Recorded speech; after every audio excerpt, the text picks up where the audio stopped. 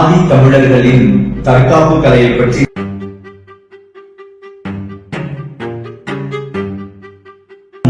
இருதய நோய்கள் வருகின்றன.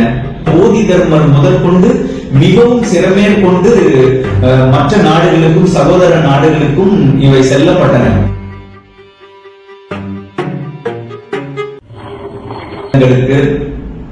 நான் உங்கள் சகோதரன் தாமஸ் கிங்ஸ்டன் என்கின்ற கிங் தமிழ் பேசுகிறேன். நான் இப்பொழுது அடிமுறை என்ற ஆதி தமிழர்களின் தற்காப்பு கலையை பற்றி நான் உங்களிடம் பகிர்ந்து கொள்ளப் போகிறேன். லிமோரியா தாய்க்களம் என்கின்ற சேவை அமைப்பின் இயக்குநர்களில் ஒருவராகிய நான் அடிமுறை பற்றிய அடிப்படை கருத்துக்களை உங்களிடம் நேரடியாக பகிர்ந்து கொள்ள வேண்டும் என்று நினைத்தேன். அதற்கு இது சரியான தருணம் என்று நினைக்கிறேன். உலகில் எத்தனையோ தற்காப்பு கலைகள் வந்துள்ளன. மற்றவர்களிடமிருந்து நம்மை காத்துக் கொள்வதும், நம்மை நம்பி இருப்பவர்களை தீய சக்திகளிடமிருந்து காத்துக் கொள்வதும், உடல் உபாதையின்றி ஆரோக்கியமாக வாழ்வதற்குமாக இந்த கலைகள் ஆரம்பிக்கப்பட்டன. இருப்பினும் இதை ஒற்றி வந்த மற்ற நாடுகளுடைய கலைகள் எல்லாமே உலகம் முழுவதும் சென்றடைந்து விட்டன.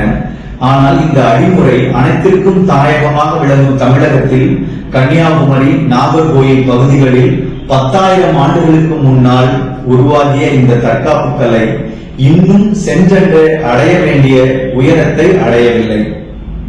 அதற்கு முன்னால் அடிமுறை என்றால் என்ன, அதனுடைய இயற்கை பண்புகள் என்ன என்பதை நான் உங்களிடம் தெளிவாக விளக்க விரும்புகிறேன். அடிமுறை என்பது எந்த உயர் இயல் சார்ந்த உயிர்களுக்கும் மனிதர்களுக்கும் மிக முக்கியமானது. அதில் மனிதர்கள் சார்ந்த விஷயங்களை மட்டும் நான் இப்பொழுது உங்களிடம் பகிர்ந்து கொள்ளப் போகிறேன். பொதுவாக நம் உலகில் அனைவரும் சொல்வார்கள், உடற்பயிற்சி செய்பவர்களுக்கு இதய நோய் வருவதில்லை என்பார்கள். ஆனால் உடற்பயிற்சி நன்றாக செய்பவர்களுக்கும் இதய நோய் வருகிறது. அல்லது ஓட்டப்பந்தய வீரர்களாக இருப்பவர்களுக்கு இதய நோய் வராது என்பார்கள். ஆனால் அவர்களுக்கும் இதய நோய், இருதய நோய் அனைத்தும் வருகின்றன. இல்லை மனோ தத்துவ நிபுணர்களுக்கோ, இல்லை யோகம் என்கின்ற தமிழ் ஆதிக்கலையில் மூலம் யோகம் பகிர்ப்பவர்களுக்கு இருதய நோய் வருவதில்லை என்கிறார்கள். ஆனால் அவர்களுக்கும் இருதய நோய் வருகிறது. ஏன் உலகிலேயே உடல் ஆரோக்கியமாக இருக்கின்ற இத்தனை துறை சார்ந்தவர்களுக்கும் இருதய நோய்கள் வருகின்றன? அதிலிருந்துதான் அடிமுறை என்கிறது அப்பாற்பட்டு நிற்கிறது. ஏன் இந்த துறையில் உடல் ஆரோக்கியமாக இருப்பவர்களுக்கு வருகிறது என்றால், மனிதனுடைய உடல் என்பது இப்பொழுது வியாபார நோக்கத்திற்காக இவர்கள் அறிமுகப்படுத்துவது போல் அவை அடங்கியவை அல்ல.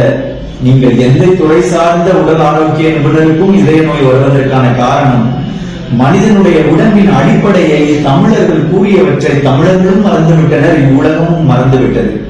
அதை நான் தெளிவுபடுத்துகிறேன்.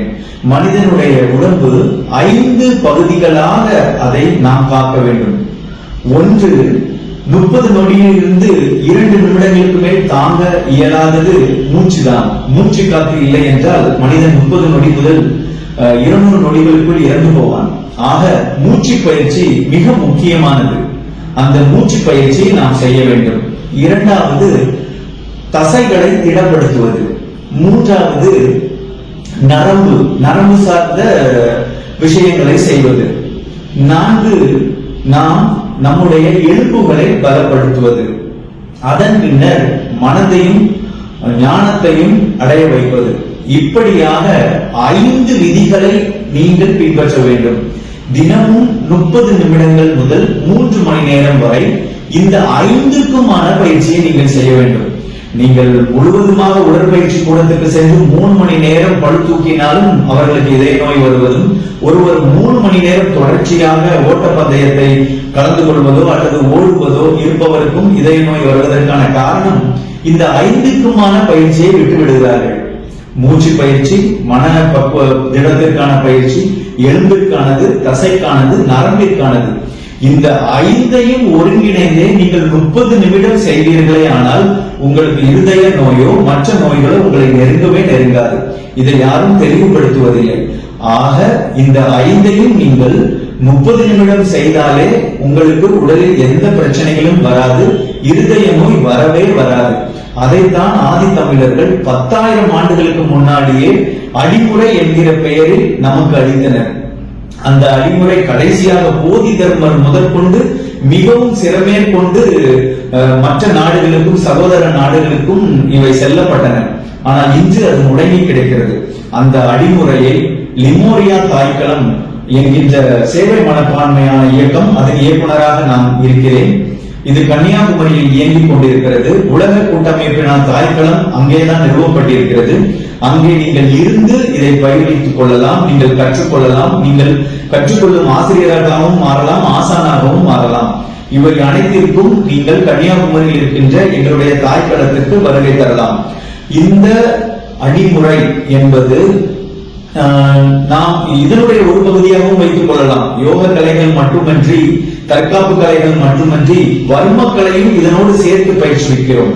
சோ நீங்கள் இதில் 3 விதமான பலனை அடைய முடியும். ஒன்று, உங்கள் உடலை ஆரோக்கியமாக வைத்துக் கொண்டு உங்கள் உயிரை காத்துக் கொள்ள முடியும். இரண்டாவது, உங்களுடைய பரம்பரை இவ்வுலகில் உடல் ஆரோக்கியமாக வாழ வைக்க முடியும். மூன்றாவது, இதை நீங்கள் முறையாக கற்றுக்கொண்டால் இதை வியாபாரம் மூலியமாக நீங்கள் மற்றவர்களுக்கு கற்றுக் கொடுத்து இந்திய தமிழ் சமுதாயத்தை, உலக மக்கள், மனித இனத்தை ஆரோக்கியமாகவும் வைத்திருக்க முடியும். நீங்கள் வியாபார பணமும் இதில் சம்பாதிக்க இயலும். ஆகவே அனைவரும் இதை பற்றி என்னை விட அதிகமாக பேசும் வல்லுநர்களுடைய தொலைக்காட்சியில் இருப்பவற்றையும் நீங்கள் கேளுங்கள். ஒளியில் விளக்கம் தந்தவர்களுடைய அறிவுரைகளையும் கேட்டு தெரிந்து கொள்ளுங்கள்.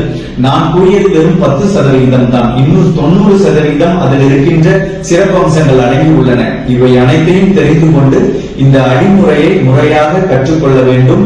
நீங்கள் ஆரோக்கியமாக இருந்தால்தான் சமுதாயம் ஆரோக்கியமாக இருக்கும். இதை நீங்கள் கற்றுக்கொள்ள வேண்டும் என்று மனது விரும்பி சந்தோஷமாக நான் உங்களிடம் பகிர்ந்து கொள்கின்றேன். அதை முழுமையாக பகிர்ந்து விட்டேன் என்கின்ற சந்தோஷத்தோடு உங்களிடத்தில் விடைபெறுகிறேன். நன்றி.